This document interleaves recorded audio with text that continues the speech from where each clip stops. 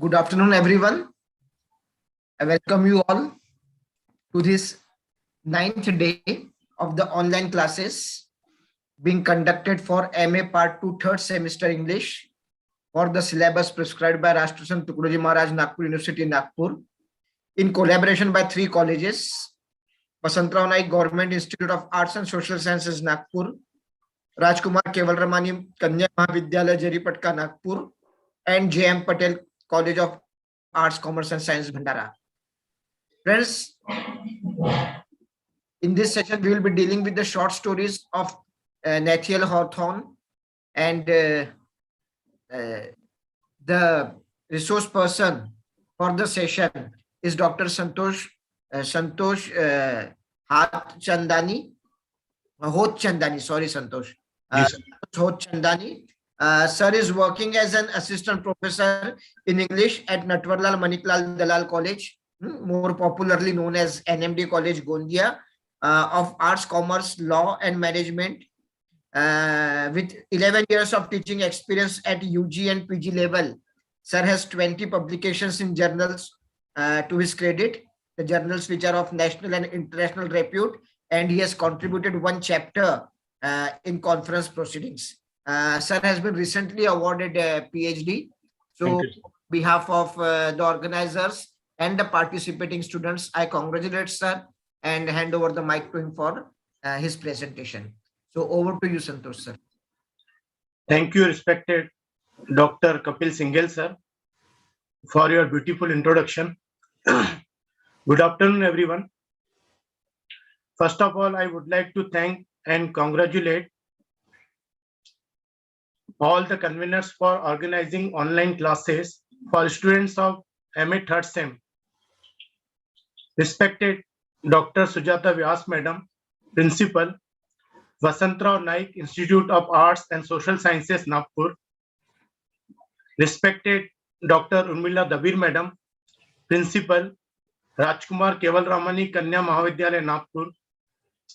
Respected Dr. Vikas Domne Sir, Principal, J.M. Patel Arts, Commerce and Science College, Bhandara, and all respected coordinators, Dr. Kapil Singhal Sir, Dr. Karthik Panikar Sir, Dr. Madhvi Mohril Madam, for giving me a wonderful platform to present my lecture over here.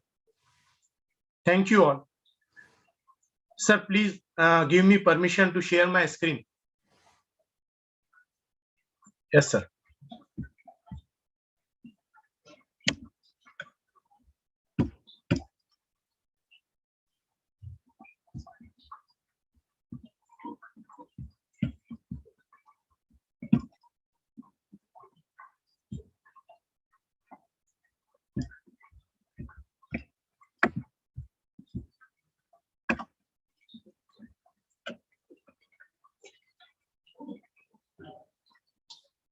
Students, today we are going to deal 2 short stories, The Birthmark and the Rappaccini's Daughter by Nathaniel Hawthorne.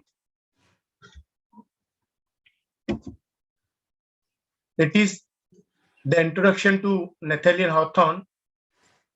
Nathaniel Hawthorne was born on July 1804, Salem, Massachusetts, US, and he died in May 1864, Plymouth, New Hampshire.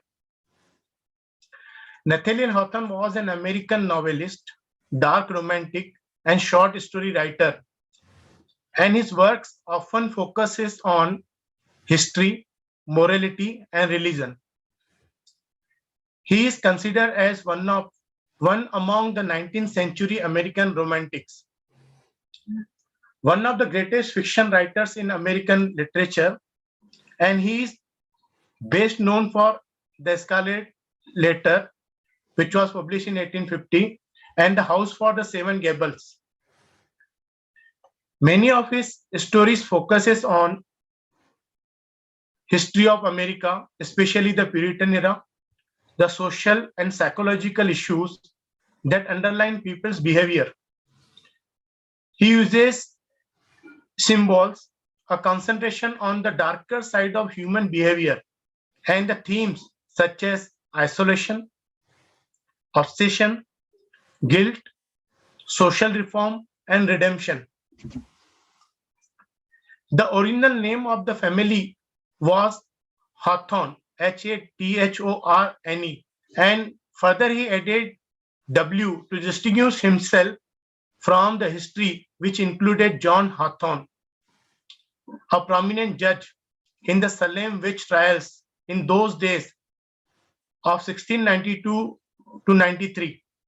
Salem witch trials were a series of hearings and prosecutions of people accused of witchcraft in colonial Massachusetts between February 1692 to May 1693. And the trials resulted in the execution of 20 people in those days. 14 of them were women, and all but one by hanging. The family felt they had been cursed by their connection to this sad event. It also happens that his family had been a very wealthy or influential family during Puritan times and was still well off. So he was the beneficiary of these Puritan wrongs. Therefore, much of Hawthorne's writings deals with his shame over his connection to the Puritans.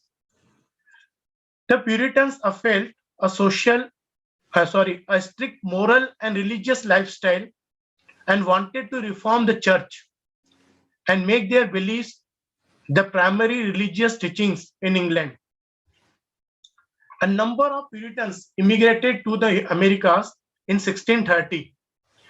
Many settled in New England and most notably in the Massachusetts colony. The Puritans' strict moral and religious code influenced the civil government and the culture of early Americas. American Gothic, the brooding romantics, the darker side of the life. The dark romantics is opposite to romanticism. Just like Herman Melville, James Cooper, and other dark romantics. Here, Nathaniel Hawthorne works contain evil, sins, and weaknesses in human nature, which leads them to their failure. Here, the Americans did not believe in the innate goodness of people in those days. They explored the human capacity for evil. They probed the inner life of characters. They agreed with romantic emphasis on emotion, nature, and the individual. They included elements of fantasy and supernatural in their work. Nathaniel Hawthorne's connection to Transcendentalism. He became friends with two key Transcendentalist writers, namely Ralph Waldo Emerson and Henry David Thoreau. He even married a woman who was involved in the Transcendentalist movement, but he never really gets classified as Transcendentalist because he focused more on storytelling than the Emerson, Thoreau, and the Walt Whitman. He had a much darker view of human nature, as I earlier told you. This implies that the world is a relatively bad place for him. Remember, Hawthorne embraced Transcendentalism. However, he felt the movement ignored the dark side of human nature.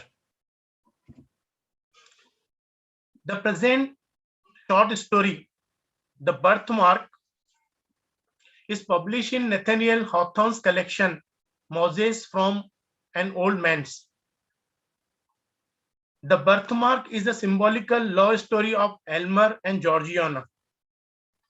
Here, the narrator, Nathaniel Hawthorne, introduces Elmer as a brilliant scientist and a natural philosopher who has abandoned his experiments for a while to marry the beautiful Georgiana. The present love story of Elmer and Georgiana. Here, Elmer was a scientist with a passion. He is totally devoted or involved in his scientific experiments in his laboratory. He was passionate and obsessed with the ideas of science, the new discoveries, where he tried to unravel and bring about the secrets and different combinations that will bring out new discoveries. So we have our story beginning. We come back to Georgiana and Elmer. As I told you, Elmer was a scientist and he was very, very obsessed with what he was doing in the science field. His world was a world of machine, test tubes, flask, salt, chemicals, and potion, etc. And it was a time just after the discovery of electricity. So that is mentioned here to show how Elmer was also invented in discoveries, the scientific discoveries that were world renowned. He used to write, he used to record his experiments. So he was both a scientist in producing and presenting, and in a scientific way of writing and going it off as reading material for others to read and to come up with new ideas. So Elmer was famous in his own world of science.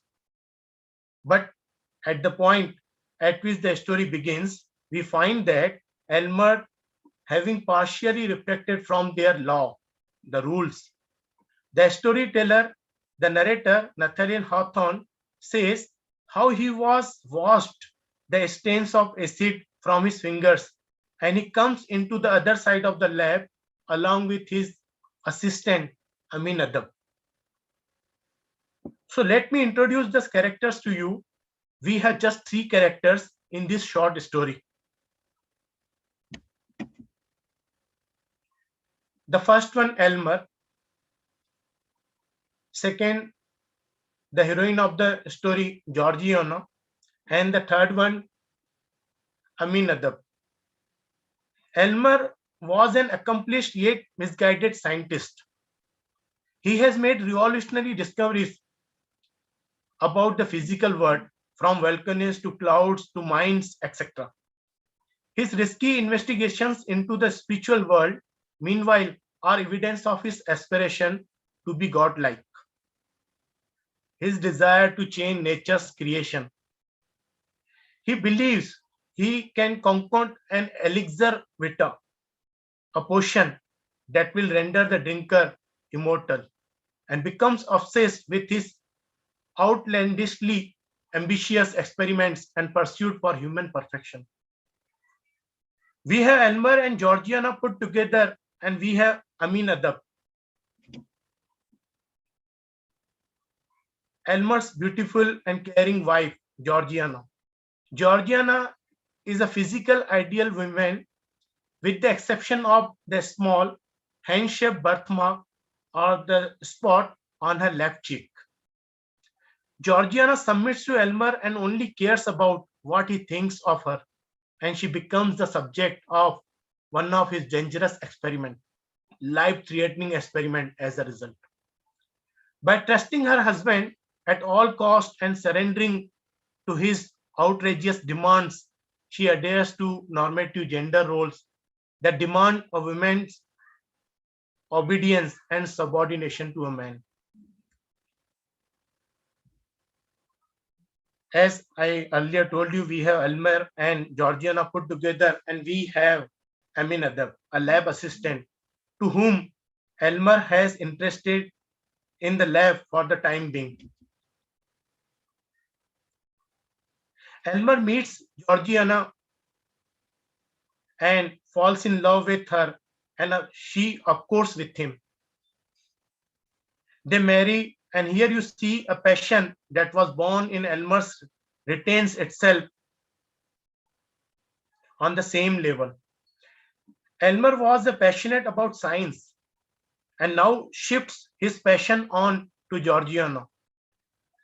And So Elmer have the same passion with which he pursued science is equivalent to the same passion with which he pursues Georgiana. They marry, and you find Georgiana the epitome of beauty. She is so beautiful that the story describes her as the most beautiful thing or woman in this world. Elmer enjoys her beauty. He sits for hours gazing at her beauty. But there is something that takes away his attention. Elmer, from the admiration, there is something that disturbs him in his appearance of Georgiana's beauty. Georgiana comes with a mark or the spot on her left cheek, a mark that came with her when she was born. It is a mark that has been there with her throughout her life until she marries Elmer. So she comes with a mark on her left cheek, and the mark, which is the birthmark, the title of the story, is a mark that is in the shape of a tiny hand. And it is a very tiny, microscopic in the shape, a very small fairy. And this is a tiny hand which looks like the imprint of a hand on left cheek of Georgiana. Now it is described very beautifully. Georgiana is flawless. Flawless means with no marks, no spots, nothing that will spoil the beauty, the purity of her face. So her face is totally flawless without any kind of marks or blemishes. And on that purity, that beauty, clear face, she has a tiny hand, which is 2 shades darker than her. If Georgiana has pinkish color, the mark is creamish. The dark pink color, that is something like red color. So it is darker red color mark that is there on her cheek. The storyteller, the narrator, Nathaniel Hawthorne, tells us how there have been so many men who have been following Georgiana for her beauty.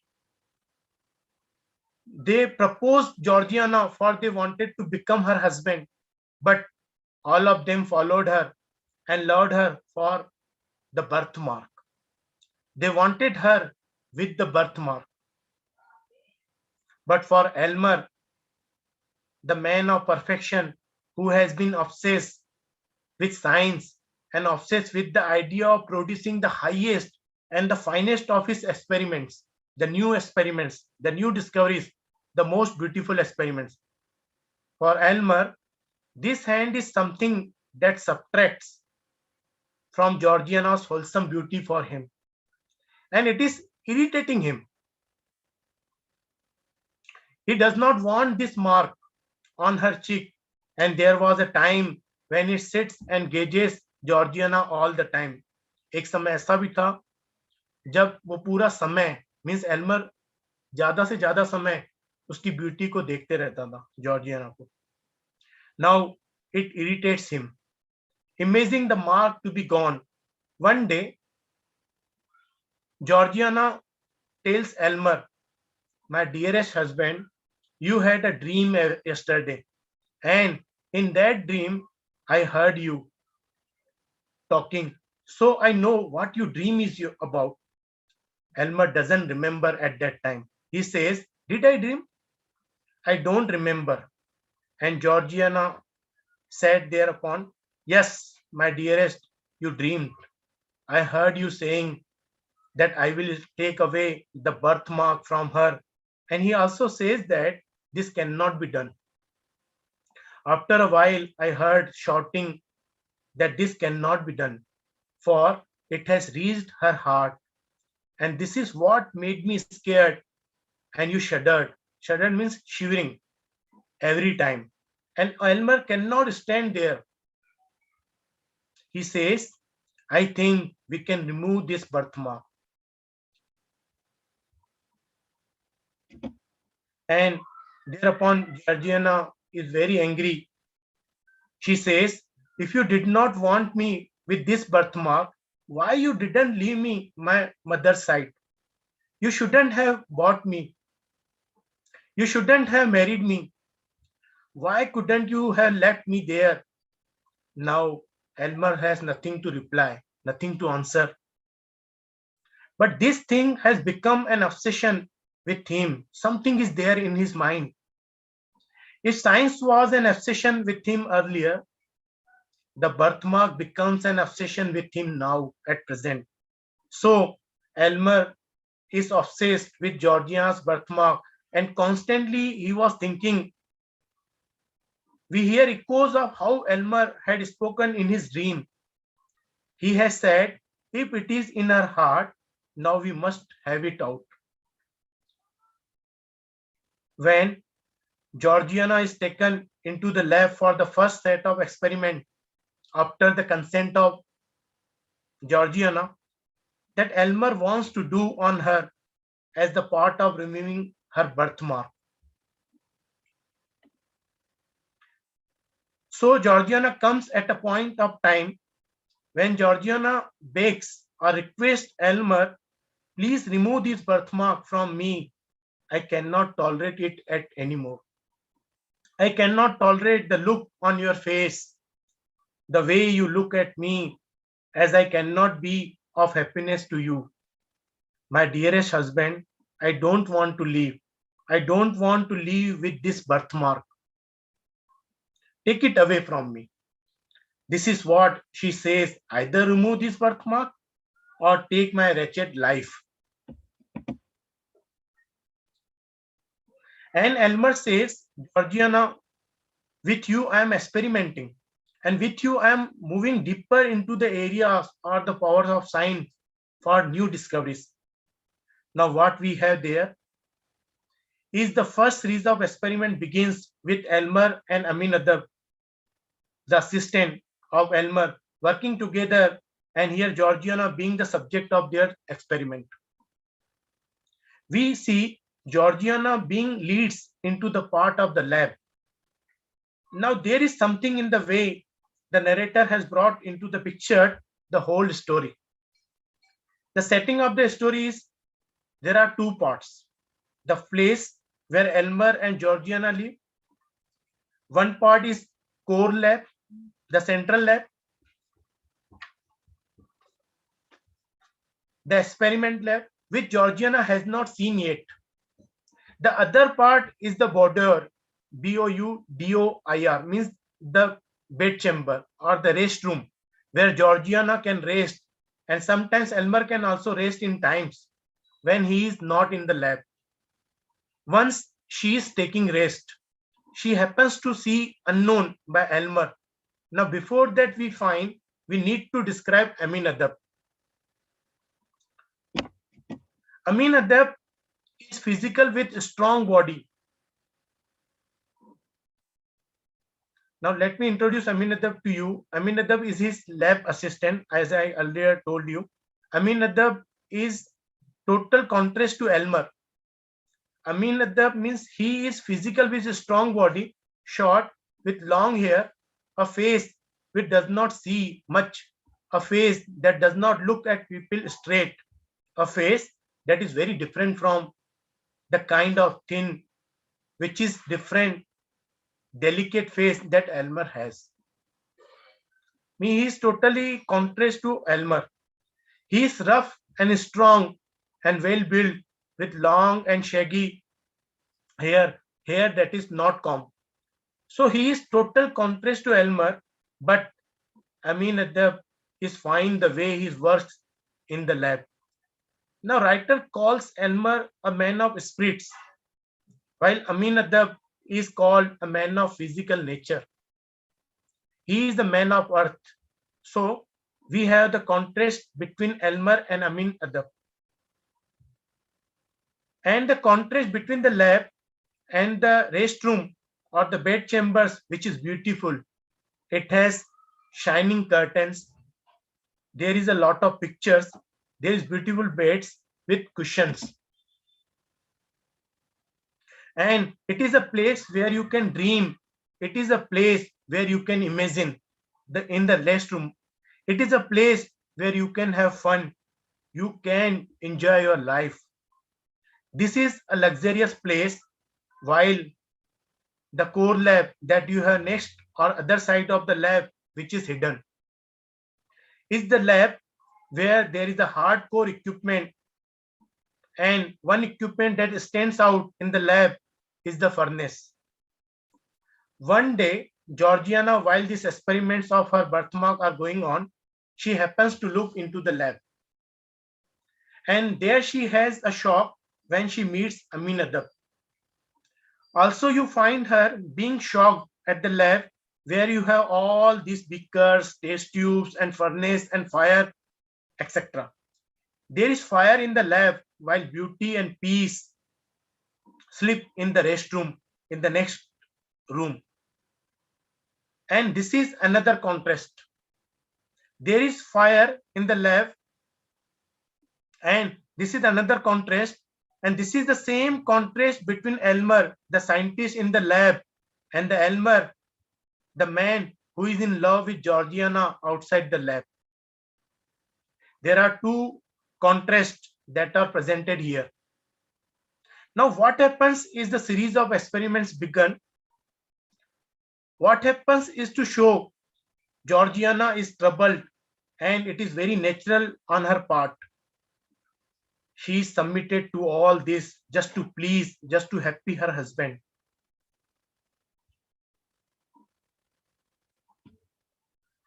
And to keep her entertained. So, just to prove her deep love for her husband, and so Elmer finds it his duty to make her happy and to keep her entertained. So what does he do? He tries to show her a few experiments.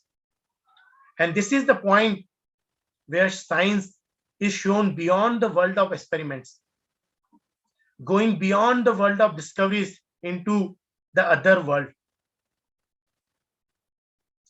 the world of supernatural, the world of magic, the world of miracles. And the moment we hear the world of miracle or magic, we know that it is not belong to the earth. It goes beyond the world of science. It goes beyond the world of reality. And here we find Elmer tries to entertain with a few miracles or the demonstration of his powers.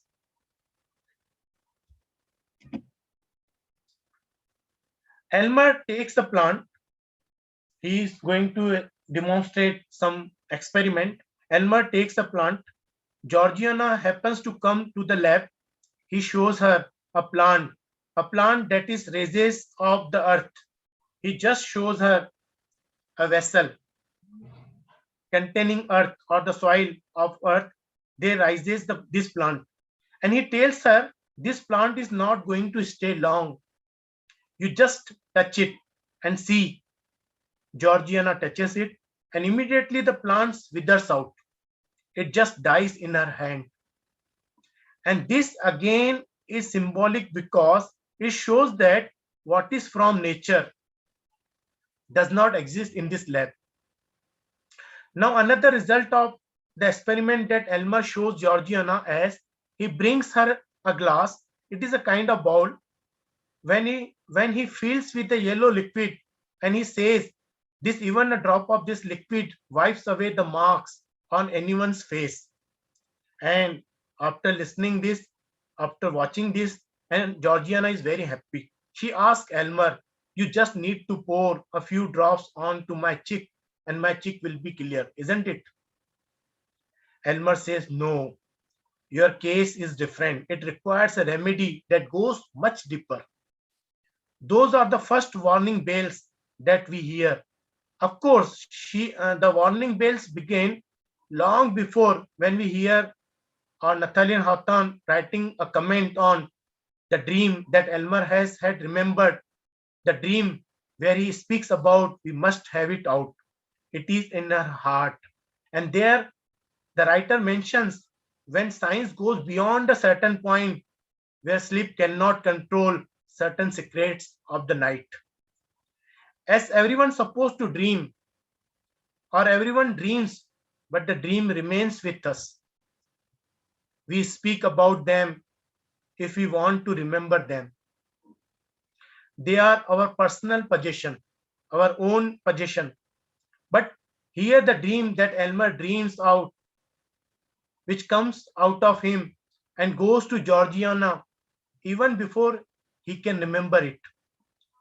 Now he forgets his dream. It is Georgiana who reminds him about his dream. Now the experiment is going on.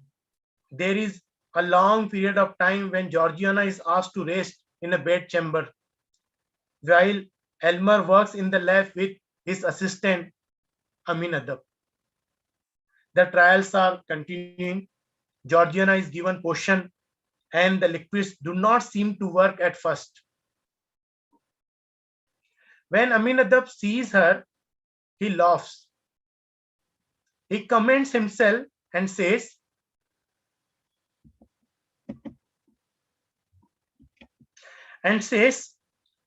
if she were my wife, I would never part with that birthmark. Now, that is the biggest contrast the narrator brings about between Aminadab, the man of the earth, and here the Elmer, the man of the spirit. It is in his search of perfection, in his search to beat science, in his search to defeat nature, that Elmer's tragedy begins here. Georgiana is waiting there in the rest room.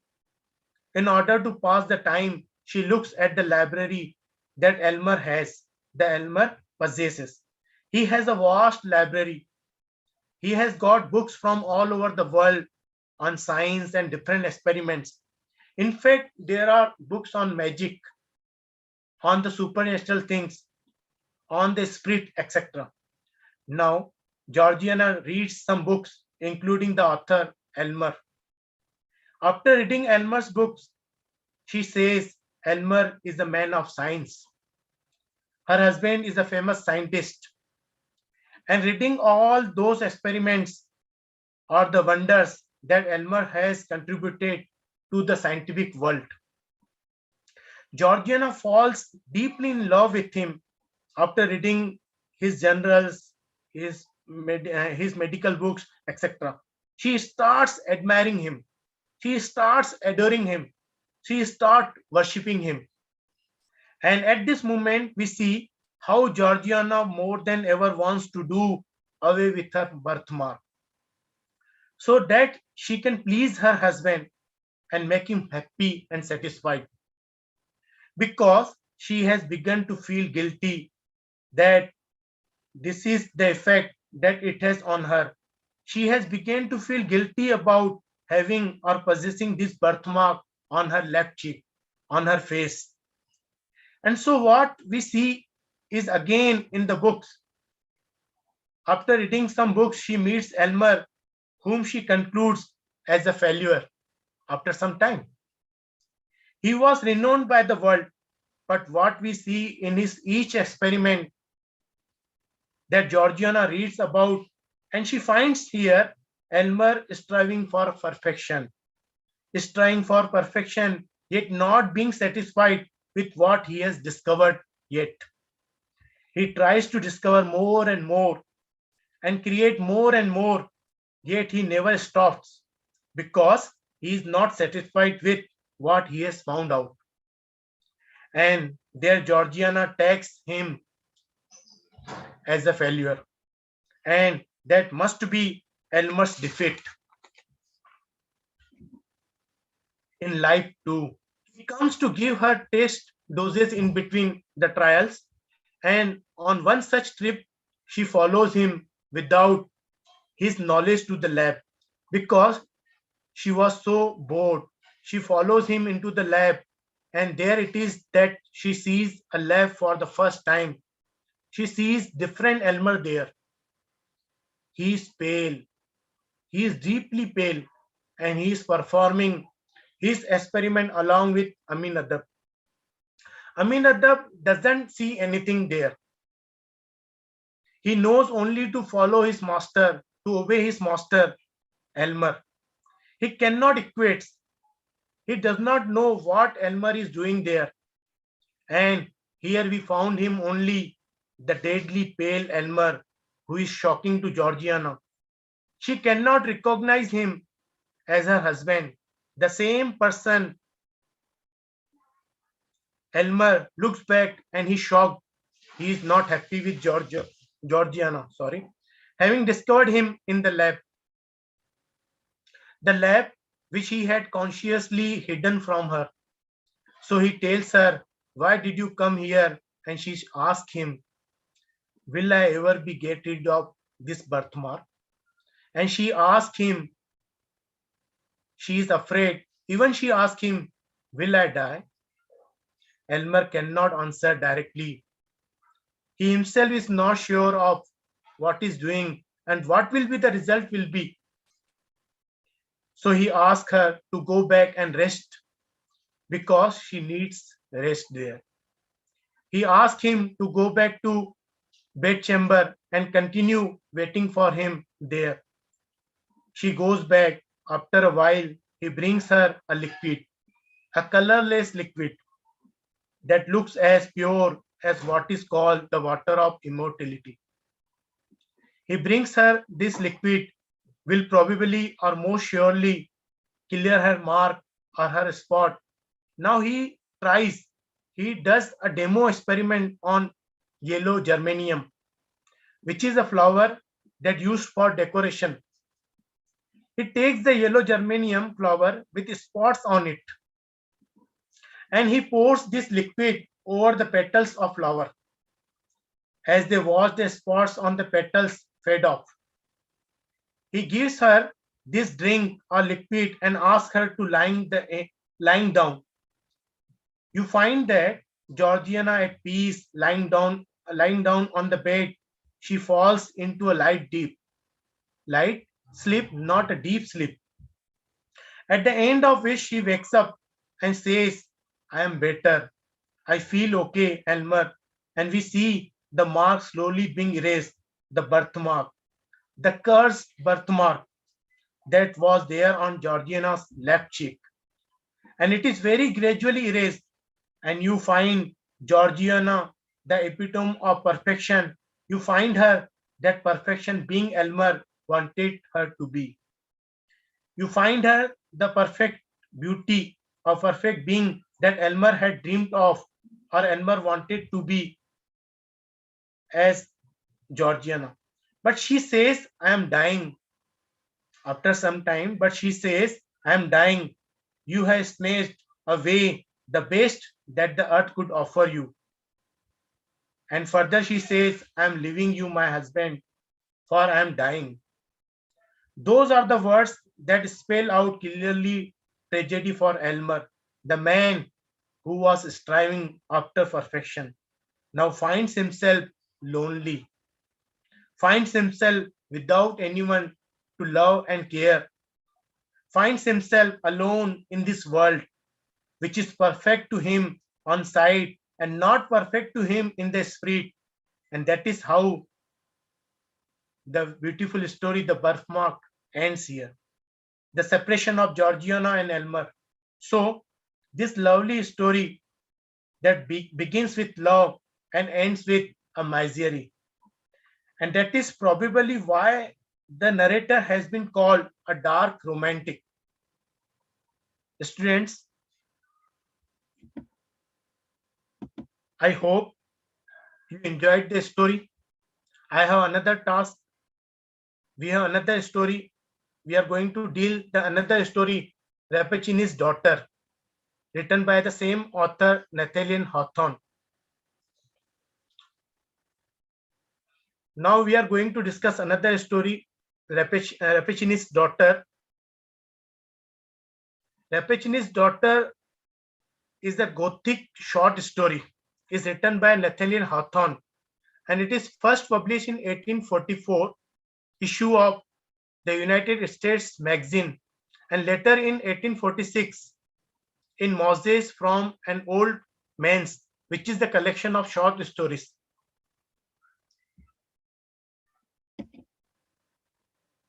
About the title Rappaccini's Daughter refers to Beatrice Rappaccini. Beatrice is Dr. Giacomo Rappaccini's daughter.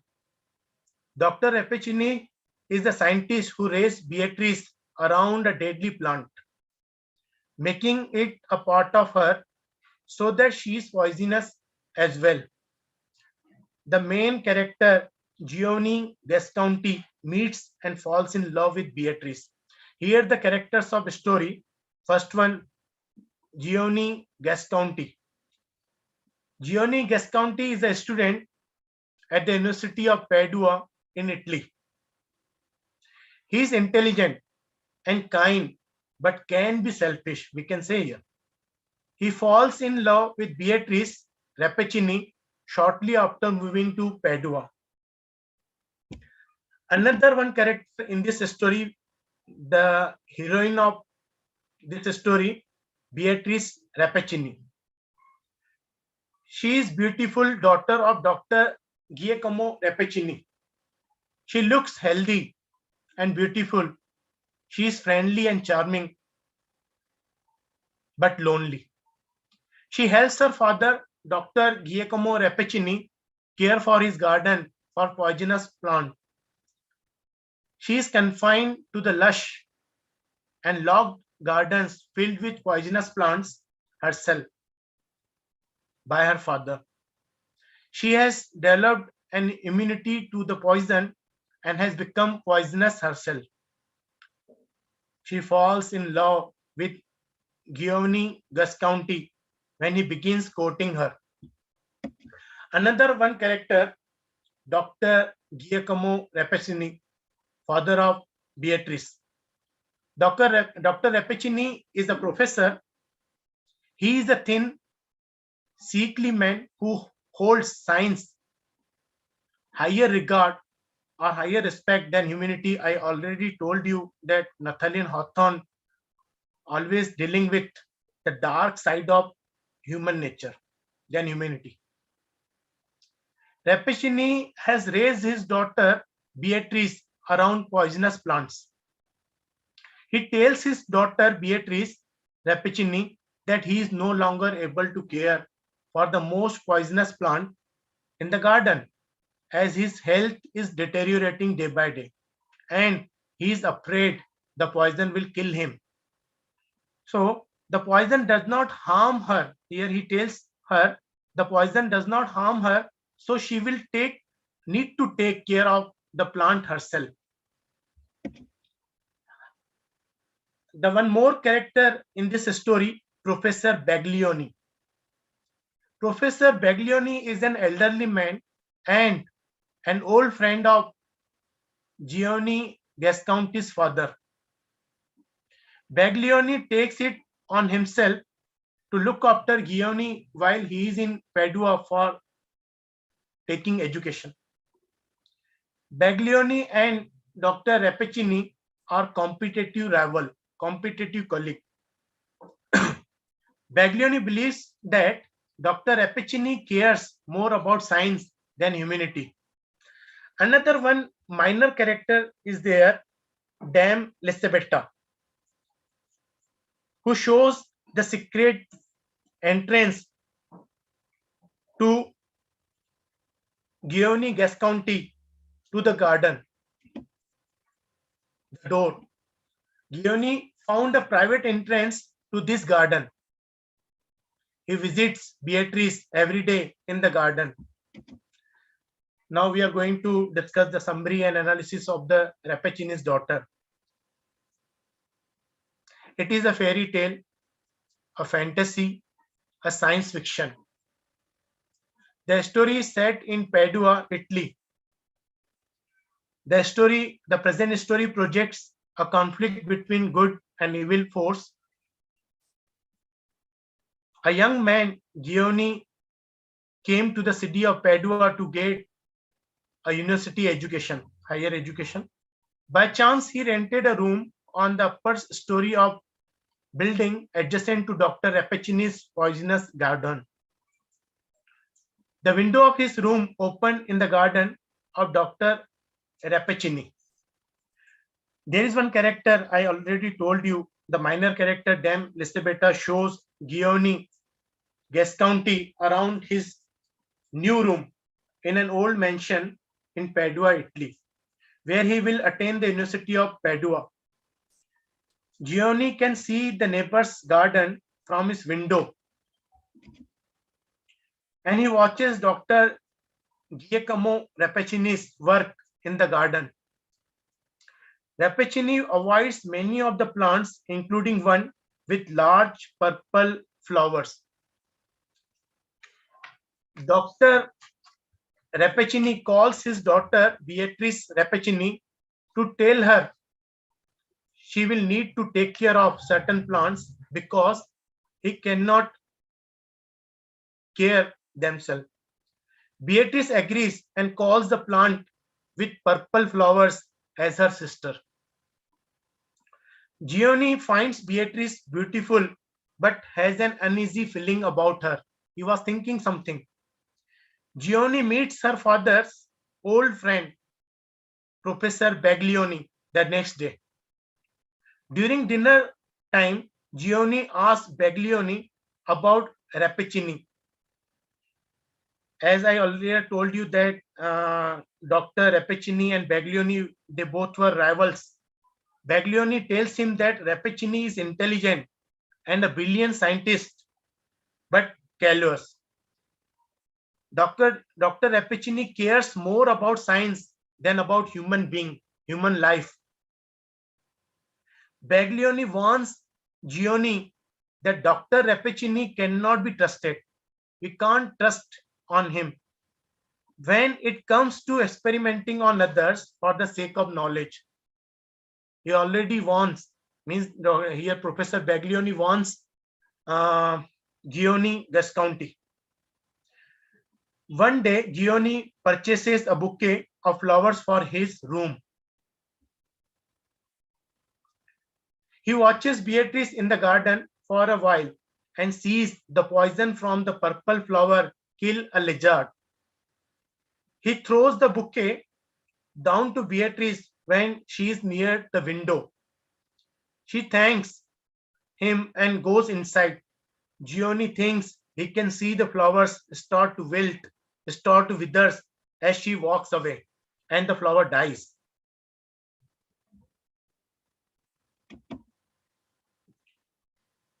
Giovanni does not look into the garden for several days.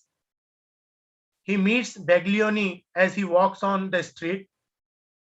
Rappaccini walks by and looks at Giovanni. Here Baglioni notices and believes that Rappaccini has selected Giovanni for an experiment. Giovanni quickly walks away. When Giovanni arrives at his home, Dame Lisabetta tells him that she can show him the entrance to Rappaccini's garden. Giovanni enters the garden secretly. Beatrice is very happy to see him. She shows him around and tells him that she does not know as much about the plants as the townspeople rumors say she does. Means there is some rumors about the poisonous garden in those days. She is curious about Giovanni's life and seems to have been secluded and lonely from everything outside her home and garden. Giovanni tries to pluck one of the purple flower from the poisonous garden. As he is going to pluck the flower, Beatrice grabs his arm and tells him they are poisonous before running inside. Giovanni notices later that his arm has purple marks and burns where Beatrice grabbed him. He notices. He ignores the injuries and continues to see Beatrice. Giovanni and Beatrice walk in the garden daily for several weeks. They meet there, but Beatrice will not come closer to Giovanni or touch him because she knows very well about the poison, about the poisonous garden, about the reaction or the effects of the poisonous flower.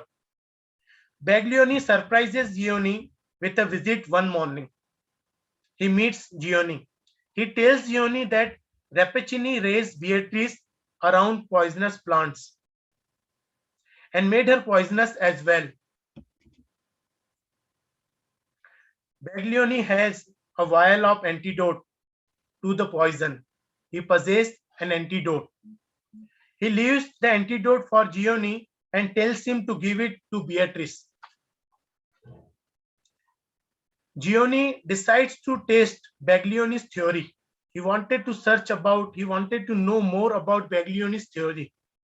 And he purchases a bouquet of flowers before he visits Beatrice that day. He intends to see if they die in her hand. But they begin to die in his own hand. After a few minutes, he breathes on a spider and it dies immediately. He thinks again and again over the experiment, over the conditions happens with him. Giovanni walks angrily down to the garden to confront Beatrice about the matter, about his new condition. When he sees Beatrice,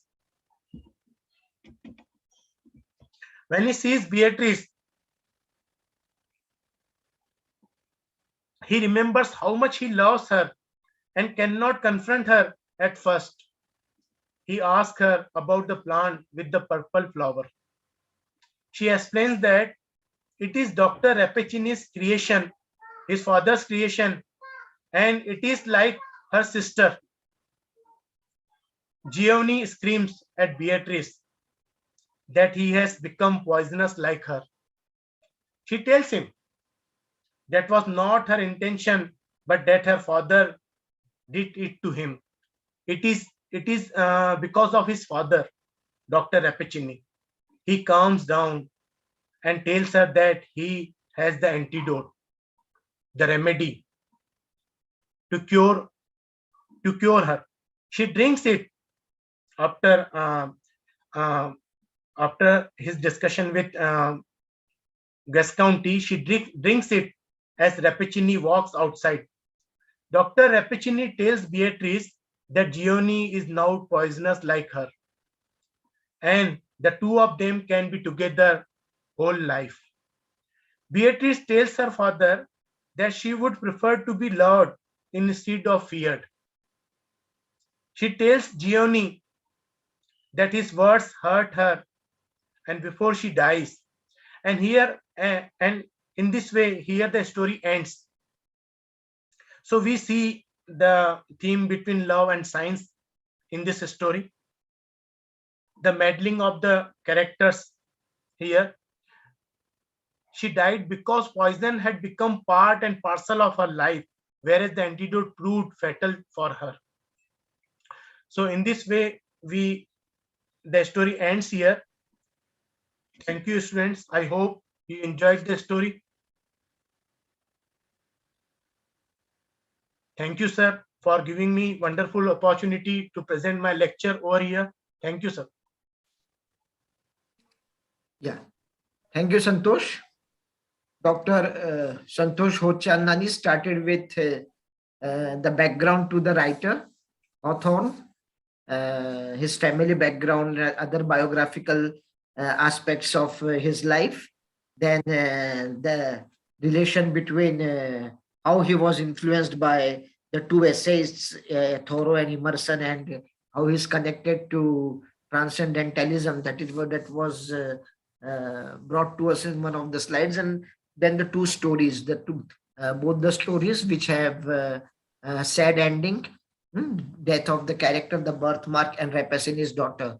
So on behalf of the organizers, I thank Santosh sir for this presentation, being with us on this Republic Day, and I'm sure that the slides that sir has prepared will help students not only to summarize the stories, but also to concentrate on the important points which will be significant from MCQ pattern, multiple choice pattern of examinations that they have to take. So thanks a lot, Santosh sir.